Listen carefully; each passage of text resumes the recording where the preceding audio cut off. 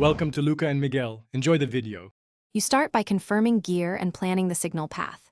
Make sure the monitor, mixer or amp, and the exact cables, XLR, TRS, or speakin, are ready.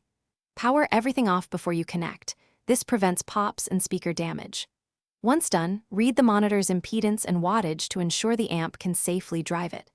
Make sure ground lift or die decisions are noted now, because correct matching avoids hum and blown drivers when you power up later.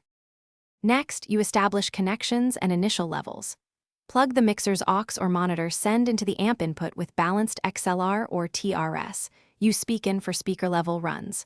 Once connected, set amp gain low and bring mixer sends to unity. This prevents sudden bursts. Check speaker polarity so multiple monitors are in phase. Reversed polarity causes thin sound. Then use a short test tone or talk through the mic, gradually raising levels while listening for distortion, feedback, or clipping. Finally, you fine-tune and wrap up. Use subtle EQ cuts to reduce muddiness and a high-pass filter around 80 to 120 Hz to clear low end. Position and angle the monitor so it doesn't hit vocal mics to reduce feedback.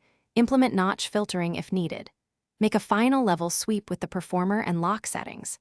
If something fails, first verify power and mute states, then swap cables and test speaker with a known good source. That quickly isolates the problem. Thanks for watching and please subscribe. It's the best investment you'll ever make.